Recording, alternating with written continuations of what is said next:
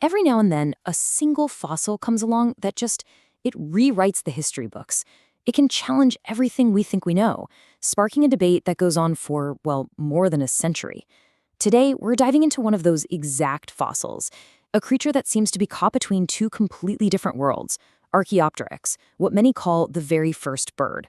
So our story kicks off way back in the 19th century. We're in Germany at a place called the Solnhofen Lagoon, which is famous for its absolutely incredible, perfectly preserved fossils. And there, buried deep in this fine-grained limestone, they found something unlike anything seen before, kept safe for millions and millions of years. And right away, this discovery posed a huge question.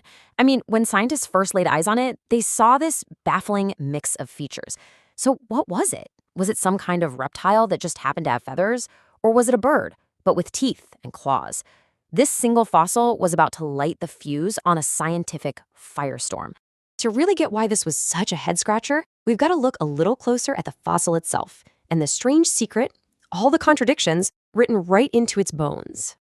Okay, so when you zoom in on the details, you can totally see why everyone was so confused. Archaeopteryx had these sharp little claws right on the ends of its wings, a classic reptilian trait, right? But then, its entire body was covered in feathers, which is, the number one thing that defines a bird. And what's even cooler is that as we found more of these fossils, scientists spotted feathers on its feet. That's a trait that most modern birds have completely lost. It's like this fascinating little evolutionary experiment. Now, to really appreciate just how revolutionary Archaeopteryx was, we need to rewind the clock. Let's go back to the Jurassic period and see who was already running the show up in the air. All right, so meet the petasaurs. For millions of years, these guys were the undisputed champions of flights. And listen, this is super important, so let's get it right. These flying reptiles are not dinosaurs. Nope, they were a totally separate group that just happened to evolve right alongside them. So what was their secret? Well, their entire bodies were just perfectly built for flying. They had these incredible leathery wings, which were basically skin stretched over one super, super long finger. You combine that with some powerful flight muscles and lightweight hollow bones, and bam, you've got a creature born for the sky. For ages, their rule up there was completely unchallenged. But that was all about to change, because into this world of leathery winged giants, a brand new kind of flyer was starting to emerge. And the contrast between them is just striking. Where the pterosaurs had skin, Archaeopteryx had feathers.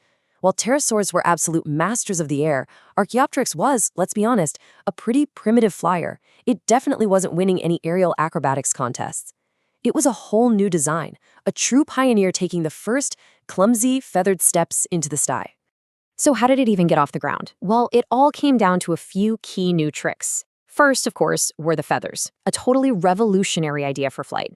Then, its collarbones had actually fused together, which is a super important step for creating the strength you need to flap wings. And this ability to get airborne even just a little was a complete game changer. It meant it could hunt for insects and build nests up in trees, safely away from all the predators down on the ground. It was basically setting the stage for the success of all birds to come. Okay, let's try to paint a picture here, a little day in the life. Imagine this, a massive marine reptile, a Leopleurodon, has died, and its giant carcass has just washed up on the shore of the lagoon where our Archaeopteryx lives. Now, for a little insect eater like Archaeopteryx, this is basically an all-you-can-eat buffet. The decaying carcass is attracting huge swarms of flies, which means a massive, super easy meal. This is an opportunity that's just too good to pass up. But of course, a free lunch like this, it's going to attract some unwanted attention. An opportunistic pterosaur, a type called a Germinodactylus, also spots the potential for a protein-packed meal. It swoops onto the scene, and it is not happy about the competition from this weird, feathered newcomer. Yeah, life for Archaeopteryx was definitely pretty dangerous. So, just like our little Archaeopteryx had to fight for its spot in the Jurassic skies, its fossil had a whole different battle to fight. A battle for its place in our scientific understanding. And it was a place that wouldn't really secure for over 100 years. So in the end, who won this big evolutionary contest? Well, the pterosaurs, those incredible masters of the sky, they went extinct at the end of the Cretaceous period, about 65 million years ago. But the descendants of Archaeopteryx? Oh, they didn't just survive, they thrived, growing and diversifying into the thousands of bird species we see all around us today. This timeline, man, this really puts the long wait for an answer into perspective. Look at this. Archaeopteryx is alive 150 million years ago. Then, 85 million years later, the pterosaurs are gone. But check out the gap in our understanding. The fossil gets described in 1861, but the radical idea it suggests, that birds are actually related to dinosaurs, is just considered too wild. It's not until the 1970s that the theory finally gets revived and accepted by most scientists.